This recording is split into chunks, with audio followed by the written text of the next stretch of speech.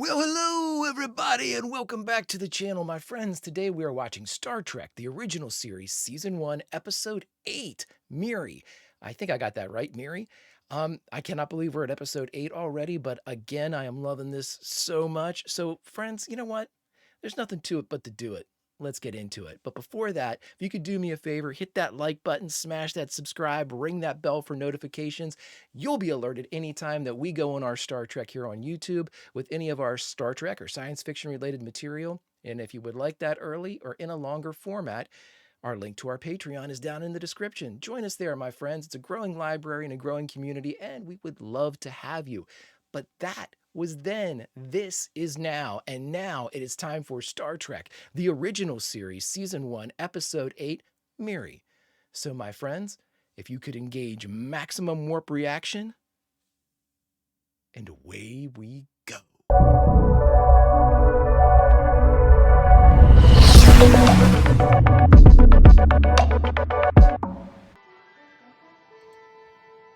Look at that beauty.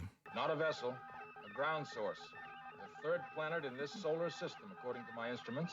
There's Farrell back in the back, but he's not at the navigational helm or navigational station. No He's back in colonies or comms. vessels out this far. Mass, 6 times 10 to the 21st power tons. Mean Oh. density, 5.517. Atmosphere. Understanding it all. Earth. Not the Earth. Another Earth. Oh, another Earth. Oh, there's Florida. That would be okay. So we're in the credits. Okay, so that's a hell of a cold open. Hey, everybody, what did we find? Here's all the statistics. It's another Earth. Well, holy shit, it's crazy. So is that something that I never knew that they found like a parallel Earth. Has that ever been mentioned again? I mean, maybe it doesn't make it past this episode, but I'm just saying that is Earth. That is, we saw Florida, we saw Cuba. Huh. Color me intrigued. I saw from the thumbnail on Paramount Plus that Miri is like, I assume a person. I saw a girl and I don't know if that's her or not. Captain's log, stardate 2713.5. Look at that shit. Still no response communications? None, Captain. Yep, Farrell's over at comms. Alert security. Prepare to transport landing party to surface. We'll land in the vicinity of the distress signals now being received. Out of curiosity. Oh, shit.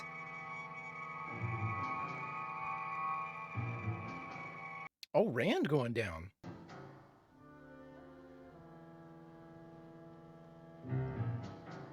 Oh, we got the big three, Rand and 2 red shirts. Let's see who the red shirts are. Place your bets. Place your bets. We had 2 in What Are Little Girls Made Of, and we lost them both. Rayburn and Matthews, I think. Or the mid-1900s. I would say, Captain, approximately 1960. 1960? The evidence would suggest that the distress signal is automated. It certainly looks like it's a later date than the 60s, judging by the types of cars. All right, buddy. Be really careful. These poor red shirts.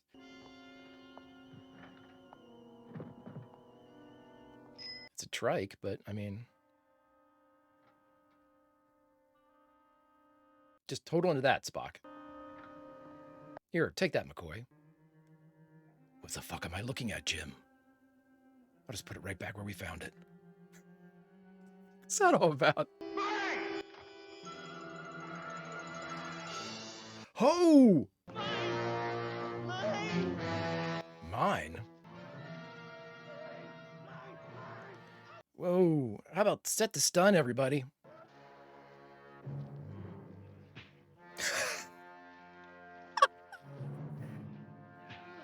Kirk said, hey, man, how about a haymaker and a half? Oh, my God. Spock holding while Kirk just absolutely kicks his ass. It's broke. It's broke when we found it, buddy. Somebody, please fix. It's good acting. So are these the survivors? Help him out. This poor guy doesn't know what's going on.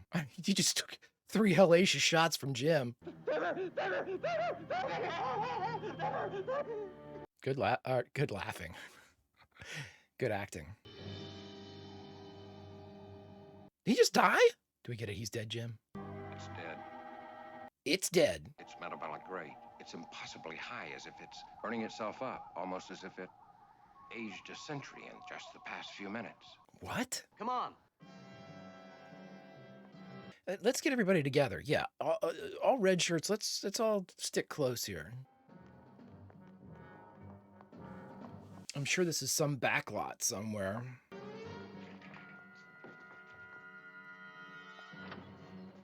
NBC had a huge Western backlot in Los Angeles. I don't know if this is it though, or the exterior shots. This is a stage.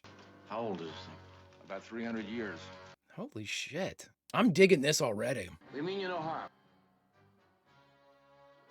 Now here's my question, and I don't think we've had this addressed yet. Don't hurt me, please. I'm not gonna hurt you. Real quick, here's my question. Are they using a universal translator or are these people speaking English? Don't hurt. No. Come on. Don't, please. I won't hurt you. Oh my God, what's been going on with these people? Don't, please. We won't No. hurt you, sweetheart. No, We're please friends. don't. Oh, good thing they have Rand there, actually. I wonder what happened to her. She should be so terrified of us.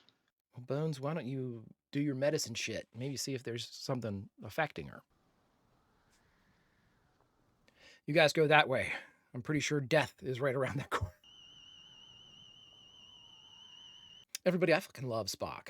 I always liked Spock, but I never saw him. I never saw him in the original series, so I never knew how badass he was. And he is absolutely badass. I love this character.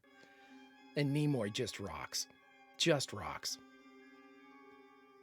That is a really well-staged shot, by the way, to keep him in frame inside that circle of dirt. You're not going to hurt? Of course not. What happened? We're here to help. Were they attacked? But it said like there's centuries of degradation. I don't know the rules. I've got to know the rules. Bully. Game, yeah. You can't play a game without rules. Okay. What are grubs? Grown-ups? Grown-ups. Yeah. How old are you, hun? You said the grubs got sick. That's a dope episode already. Didn't the awful things Nice. affect them? Of course not. We're here, aren't we? More of you? How many? All there are. This actor's doing a really good job, too. Honestly, her method of speaking reminds me of like the Mad Max trilogy. What's your name? Miri. Ah, Miri. Pretty name for a pretty young woman. I know you're being comforting, Jim, but that's kind of creepy. Very pretty. That's let's pull out of that dive. I like these exterior shots a lot. That's what I'm going to find out. Where was this filmed for Q&A? My guess it's the NBC lot. Guards!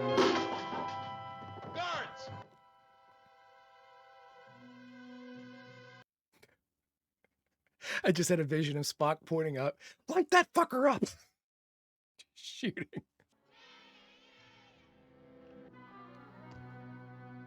Nice. I swear nowadays they wouldn't even let Nimoy do that on a TV show. Spin off that fire escape. Oh! Maybe they should light him up.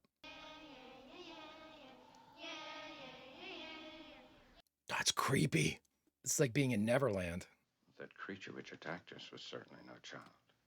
But it aged super fast is what he said. Maybe when they get a certain age, they get the disease.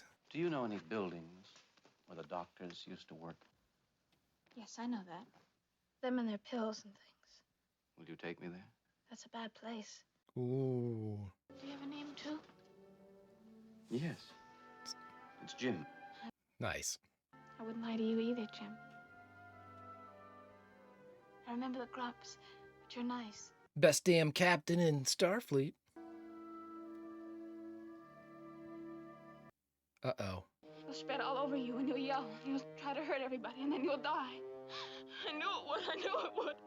Wow, she's doing a great job. Well, listen, it's also not if this is like supposed to be a technological equivalent to the 1960s, you've got Bones. Let's get on to this. The building Miri led us to also housed an automatic transmission station. There's your signal. But the blue splotches characteristic of the unknown disease had appeared on each of us, with the exception of Mr. Spock. The single greatest officer in Starfleet. Under no circumstances do I want anyone to beam down from the ship. We can't take any chances with further contamination. But, Captain, if you become too ill to... My orders still stand, Lieutenant. You can help us best by clearing the computer banks and standing by. Kirk out. Get fucked, Farrell. I think it's funny that we talked about this before during Mud's Women, that Farrell gave the comm to Magda, I believe was her name, so Harry could contact the miners, and now he's working comms. Lens type, manually operated, light activated. Spare me the analysis, Mr. Spock, please. It's enough that it works. Now, normally Bones would have like ripped his head off. That was calm compared to what Leonard usually does. When you're old, it covers you like anything. Listen, they'll figure it out. Let's just get some time here. Okay, so everybody's affected except Spock. Progress report. Genetic section. Life prolongation project. They were trying to become immortal, and they did it. Life prolongation. Didn't have much luck, did they? Or did they? They said that guy was like experienced centuries of, they might have just gotten it wrong. This was 300 years ago, Captain. All the adults are dead. Only the children are left alive. Maybe their aging is slowed. We need more info from Miri here. Like, we need a timeline. These children here, as they enter puberty, contract the disease. All the adults on this planet died 300 years ago. Children in the streets. That life prolongation project, it must have slowed it down. If she were a wild animal ever since she's been a little girl, how do you explain that she wants to stay with us? How do you explain that she knows how to talk, too? I mean, she understands language and speech. Look at that ship. Whew. Mr. Spock. Spock here. Here are those figures you asked for. Spock here. Mr. Farrell, have you given away any of our shit recently? No, sir. Good. Carry on. Conventional chronological progression, 100 by 3.6. Okay, so what's that mean? Person would age only 1 month for every 100 years of real time. Wow. But that means these children... Hundreds of years old. Be immensely old. Yeah, good. That makes sense. Children who never age. Neverland. Child entering puberty on this planet means a death sentence. How could they eat? Like, how do they provide for themselves, though? Like, I mean, food and water and... I think we're dealing with children. Immensely old, perhaps, but nonetheless children. They never matured mentally. Like, no intellectual progression, even over that period of time. You want to go someplace with? Sure.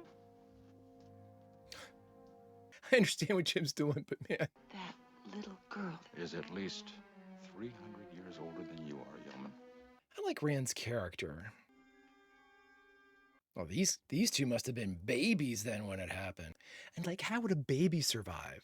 Miri is with them. Why? I know that actor. I know that actor. Up in the sky. Maybe. Somewhere. I know him as an older man. Damn it. Talk to the other grubs with these little boxes. This is very Thunderdome. I've never seen Mad Max or Road Warrior, but Thunderdome and Fury Road have very similar. It's not a game. Oh, I know that guy. Damn, it's gonna drive me crazy.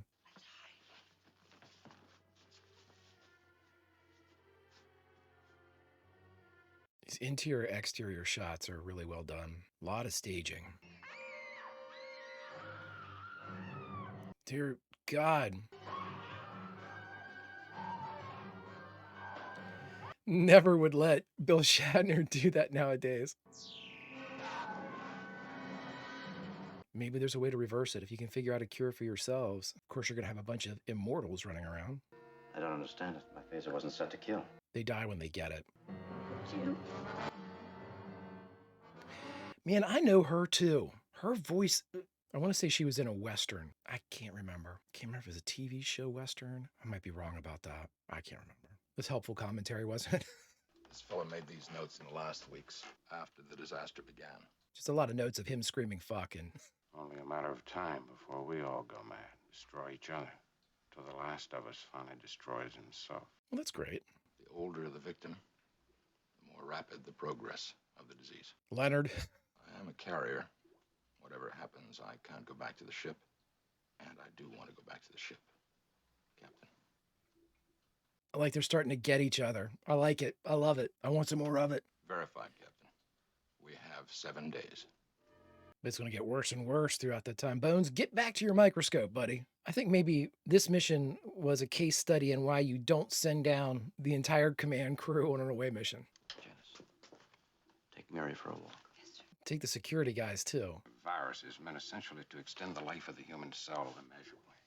Unfortunately, they weren't successful. We've seen the results. But they were, just not with adults. We'll have to recreate the thinking. If you can isolate that virus, you'll be able to develop a vaccine.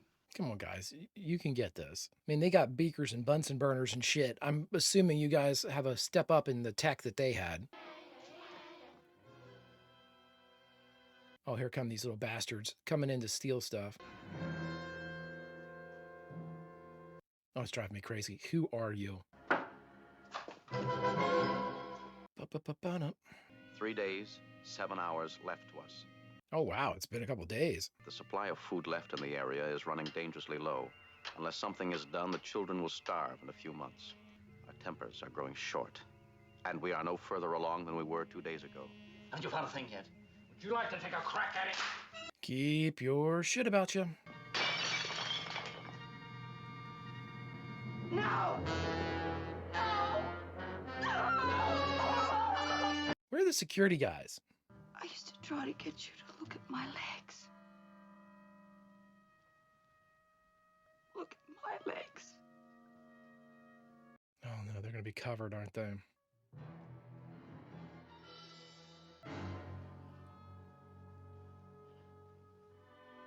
Come on, Jim. Everybody keep your shit about you. You can get out of this. Slowing down on my own Never mind that. responsibility. What you find? The disease, Captain. The one they created 300 years ago. There's a chance. Chance. Nice, Bones. Get in there, Leonard. You see, here's my question. If the Enterprise tried to contact them and they didn't check in, I'm sure they'd run scans and find that they were still alive. Wouldn't they beam down like another communicator? They know their last known position. And if we get her away, that yeoman, that's one person less to start off with. Oh! The captain. He'll try to find her, but he won't. Bonk, bonk on the head. Bonk, bonk. Bonk, bonk. Disturbing. Oh my God, I know where I know that guy from. I'm pretty sure he plays the ghost or the guy that dies in Scrooged with Bill Murray. Where is she, Mary? Where is she, Mary? Where is Janice? What's the matter with you? How should I know? Look at her. Look at her. I didn't see that coming. She's a plant. Feel all right. None of us feel all right. Can't you see what's going on? Jim, I don't want anything to happen to you. I don't want you to go any more with this acting either, Bill. This is the vaccine? That's what the computers will tell us. No, this isn't the vaccine. I'm cooking up some jam. The vaccine's over there. But damn, does this jam smell good. The moment you become a young woman, you get the disease. All of you. That's not true. It just happens sometime. All the time, Miri. Unless, are there people that it hasn't happened to? Now, what does the teacher say, huh? Study, study, study. Or bunk, bunk, bad kid. These, are not fun games. Just don't stand there in the doorway. Come on in.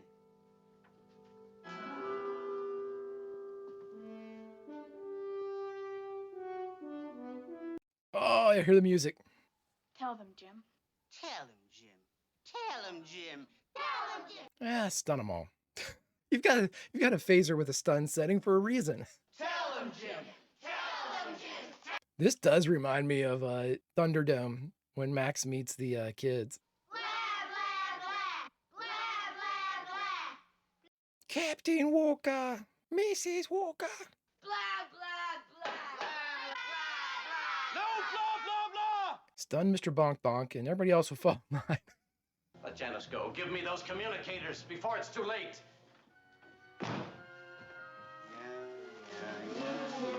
Oh man, yep. I couldn't handle this, especially in an aggravated state.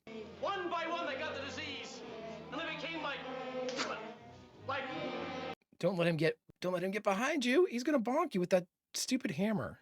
Naughty grub. Bunk, bunk, bunk, bunk. Dear God, that would kill him.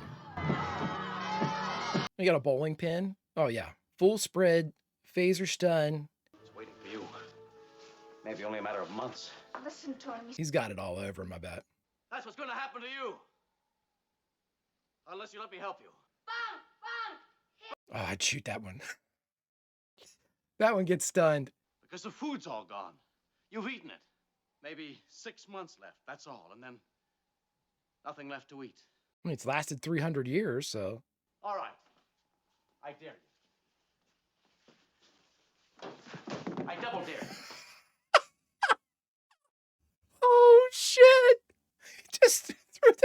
down. Holy shit. Bill Shatner, I think, had enough of that kid too. And I want to help you.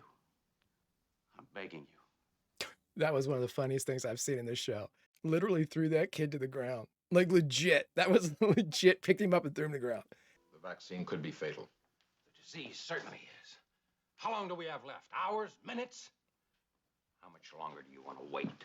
Oh, until we're right, Bones. Did I somehow miss the security guards dying? Oh, Leonard, don't just take it. Well, he's going for it.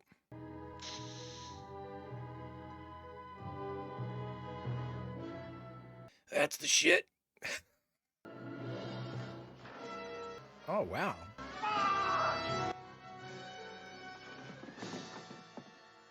There they are. There they are.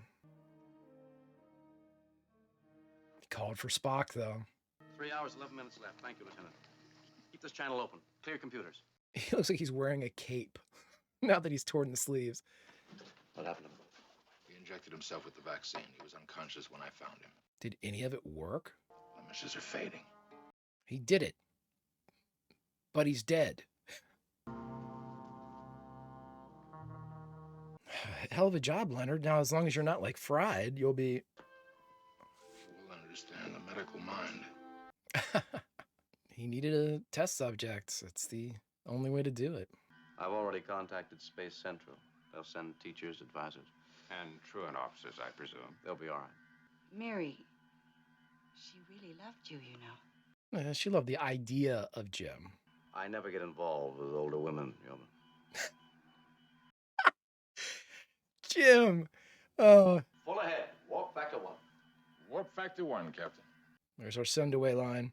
All right, everybody, we just watched Star Trek, the original series, Season 1, Episode 8, Miri. And the only thing we have left to do now is to talk about it. All right, everybody, we just got done watching Star Trek, the original series, Season 1, Episode 8, Miri. I thought this was a really interesting one.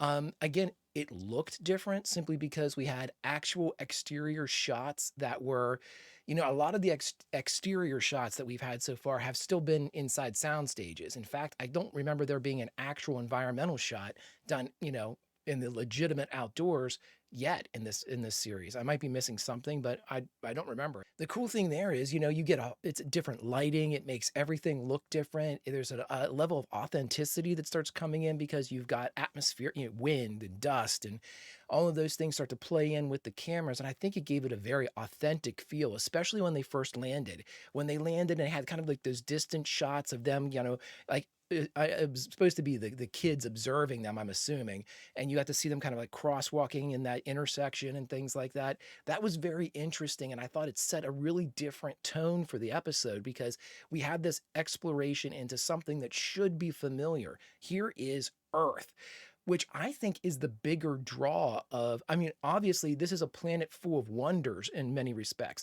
Here is a planet that is, by all intents and purposes, the exact duplicate of Earth. Already very strange. My question now is, this is obviously not some type of Federation colony, or Space Central as they called it in this, but, you know, or Starfleet. This is not some colony that they would have known about as far as like, you know, these are all appear to be human. You know, I didn't see any aliens among them. They spoke English, unless this is a universal translator thing, which we actually haven't even had discussed yet, I don't think. So, you know, there's so many questions. Identical Earth, a population of humans, unknown to Starfleet and the Federation. And then, of course, you have the immortality aspect of the whole thing. What I have noticed more in the original series than I potentially had, well, I didn't really expect this at all. But it's weird because there's a Lower Decks episode. It's No Small Parts, I think, the season 1 finale. And yeah, it is No Small Parts of Lower Decks. Basically says, you know, when we don't go back and look at these old people that we've had first contact with and maybe have resolved an issue, that they tend to kind of go back to the way that they were. And, you know, it could be a potential problem.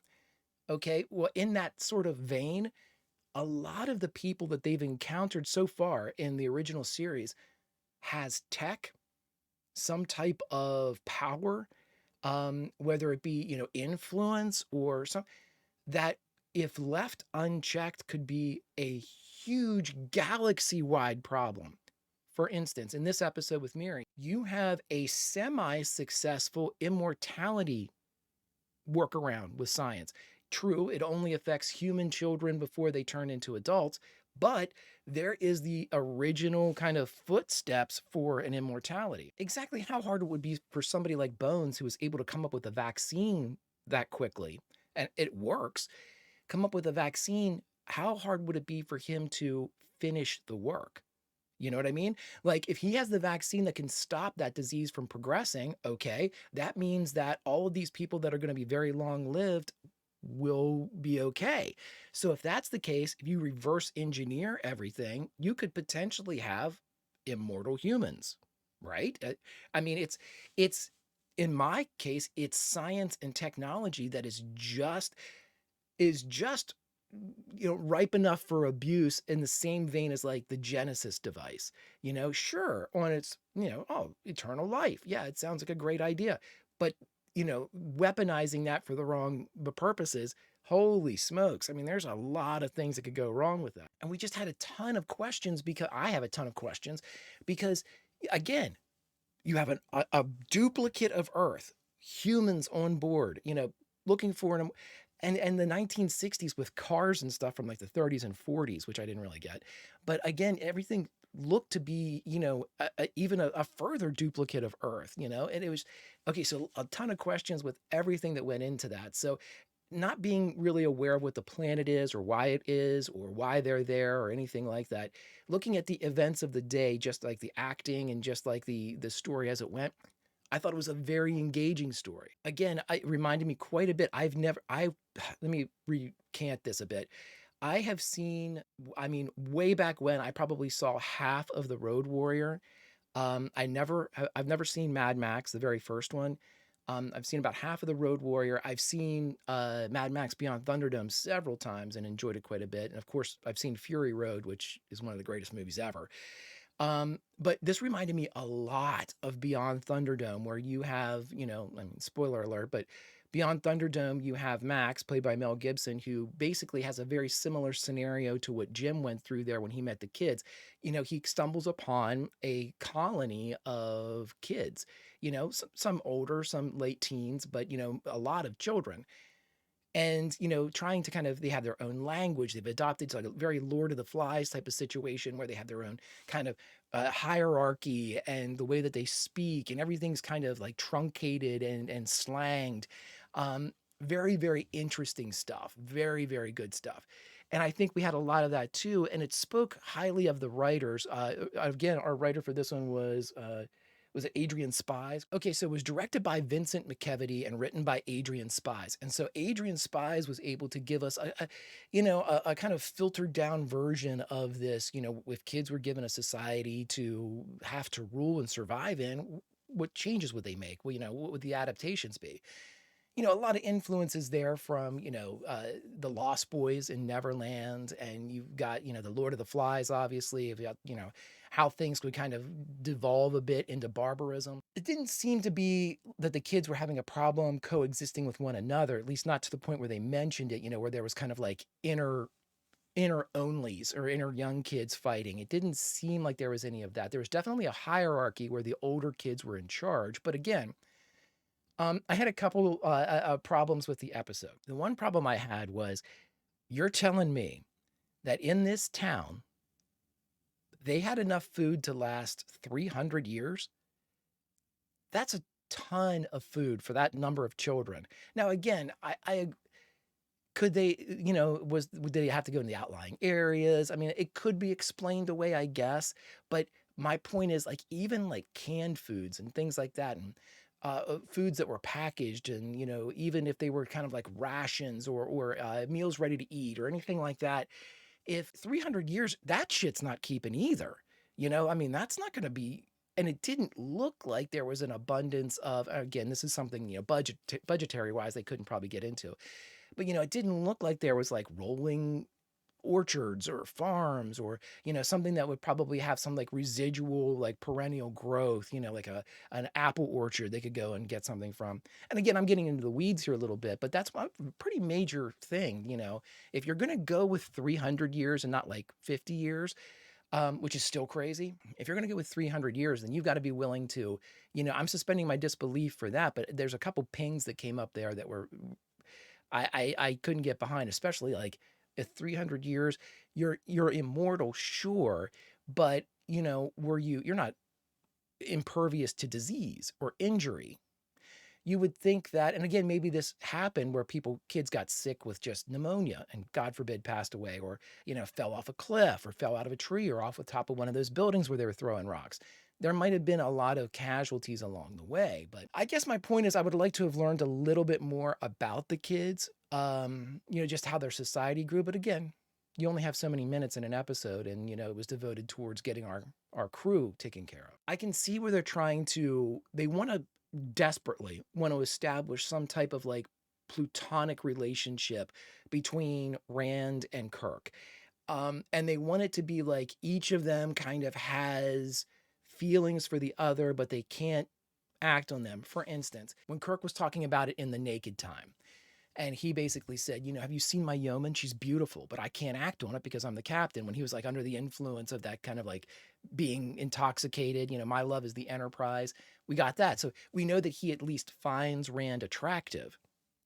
And then of course, in The Enemy Within, his like evil half, liked Rand way too much. But I'm not sure if it could have been any person that evil side kind of targeted, but it was Rand. And then we have in this one, Rand kind of in the throes of having this disease as well, said, everybody's kind of acting out with, emotional outbursts and things like that.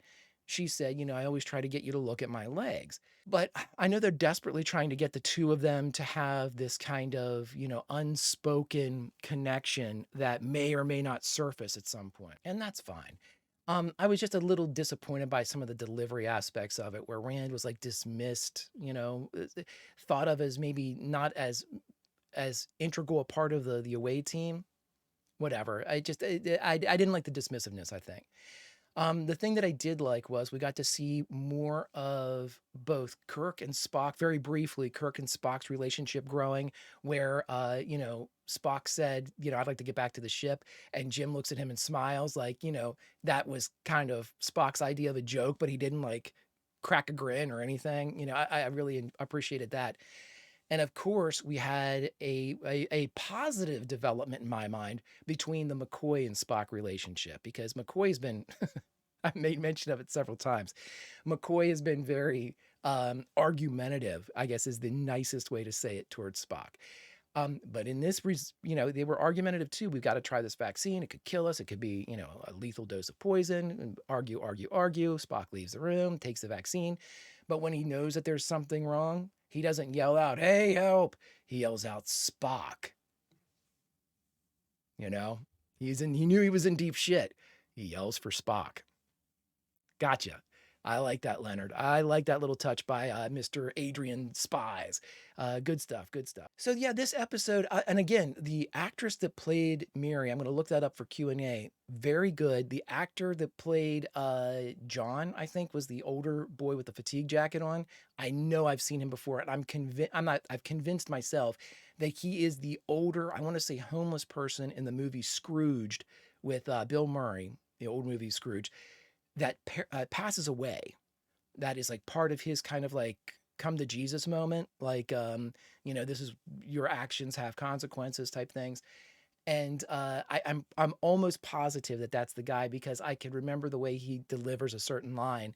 And, but I'm going to check with that one for Q&A. But anyway, the episode was very good. It was well acted. It had an interesting premise. It left me with a ton of questions, especially with, the duplicate Earth, as we mentioned, a lot of stuff going on. And I think that's what the best episodes do. They provide you with, hey, look at the oddities of the universe.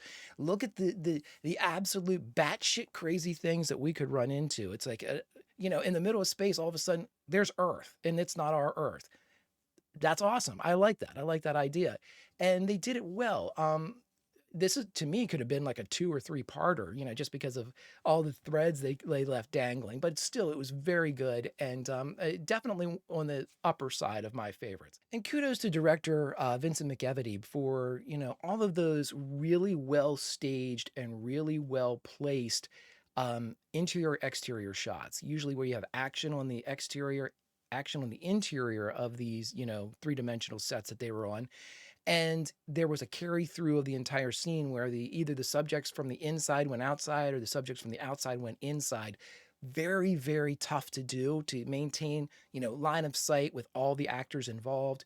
And the best example of that was where you saw the little hand come up and wipe away the dirt on the window, and the wipe away of the dirt revealed Spock's face, and Spock maintained the frame of the clean mark on the window as he approached. That had to have been very hard to kind of set up. Not hard, but I mean, time consuming to make sure that the angles were right, especially with light, refraction of light going through glass and all that stuff.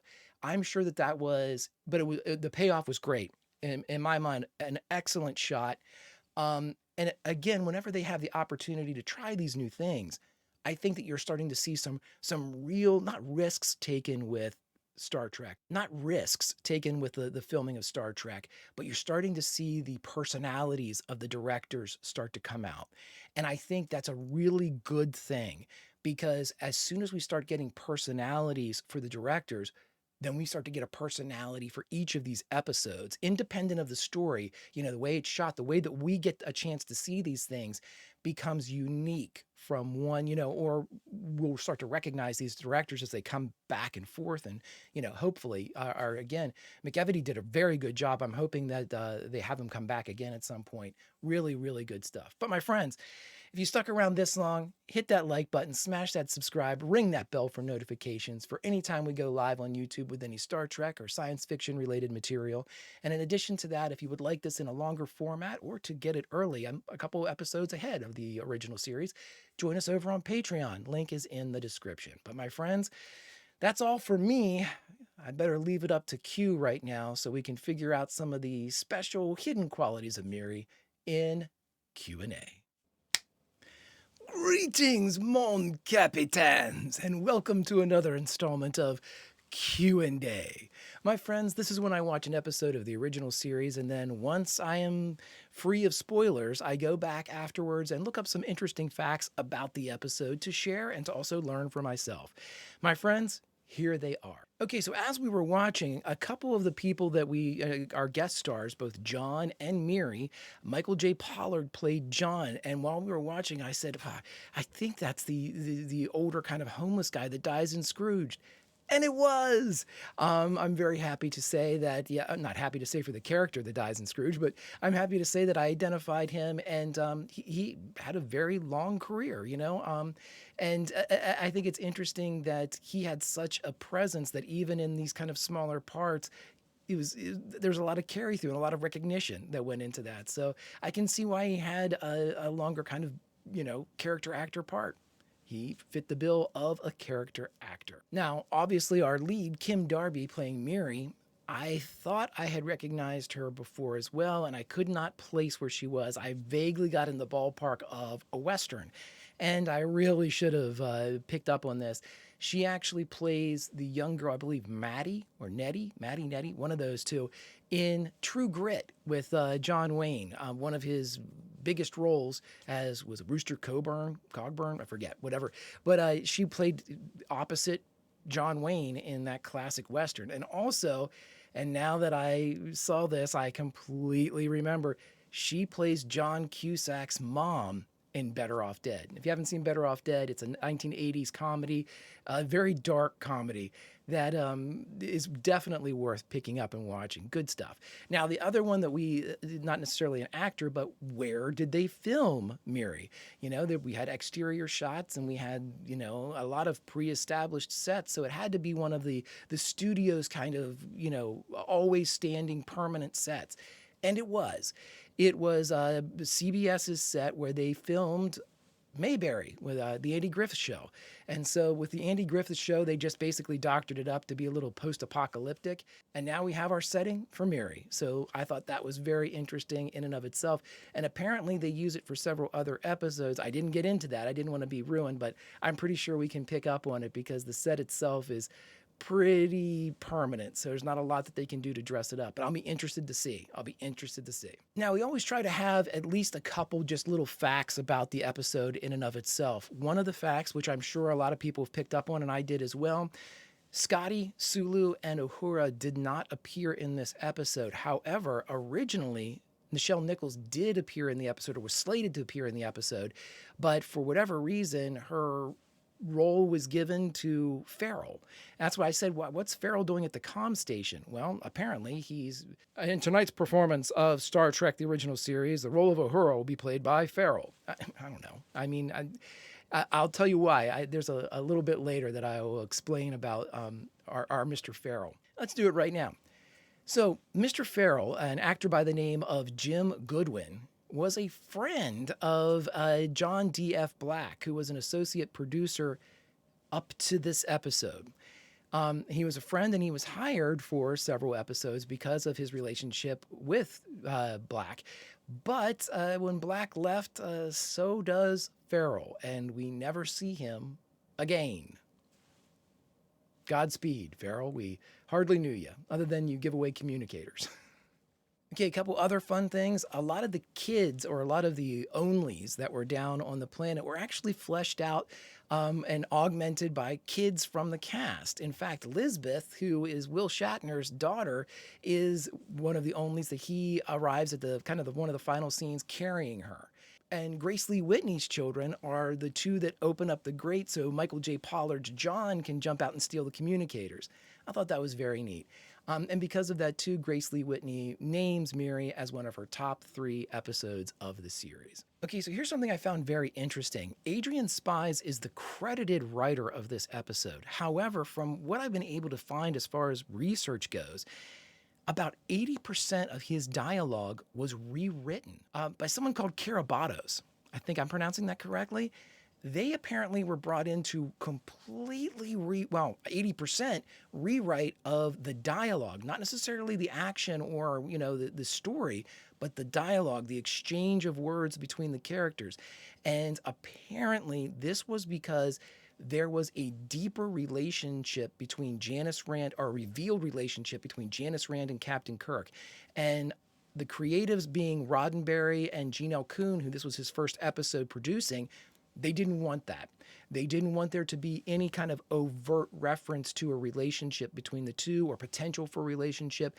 Now, innuendo and hint was fine, but actually kind of stating out loud between the two of them that there was something between them, which apparently was in Spy's original dialogue writing, they wanted that gone. And so gone it was, and they cut it and took it out. I mentioned that this is the first episode that was produced by Gene L. Kuhn, with Gene Roddenberry becoming the executive producer role that he would inhabit for, I'm assuming, the rest of the series, or, a lot of the series. Okay, friends, and finally, we just got a couple quick points that basically deal with just some of the trivia that goes on with the actual plot and everything that appeared in it. A little bit of trivia. Miri is not only the shortest title of any Star Trek episode, it's also the only one that, when written, or at least written by the creatives, was italicized. Who knew? Very, very interesting. And now, last but not least, I think it's very interesting, too, that in retrospect, when people actually watch Miri, they come up with a very big continuity problem. And again, I don't think this is a very big continuity problem, because we've discussed it on YouTube that, this is something, the Prime Directive is something that is here or there, not necessarily, at this point, it's not a hard line rule to follow if it ever really is. We've discussed that too. But in this one, the actions of the crew are technically a violation of the Prime Directive, since they interfere with the natural development of the planet and its civilization. The fact that someone from the planet sent a general distress signal and the lives of crew members were at stake could be some reason why they were able to kind of circumnavigate or circumvent the directive, the Prime Directive. But again, their initial landing on the planet and talking with everybody, we did not have a spacefaring civilization. Nobody was ready and primed for a first contact type of moment. So this is a pretty blatant, this is a pretty blatant disregard of the Prime Directive. And again, to this point, it hasn't been really established as to what the Prime Directive is. And again, we've discussed it. The Prime Directive is it bends a lot, And my last point, which I really, really like, is this one. This one, of all of Grace Lee Whitney's episodes as Janice Rand, this is one of only 8 episodes where she appears, where Yeoman Rand actually leaves the Enterprise. But my friends, thus ends another installment of Q&A. All of you out there, do Q a favor and Vulcan roll, and we'll see you next time.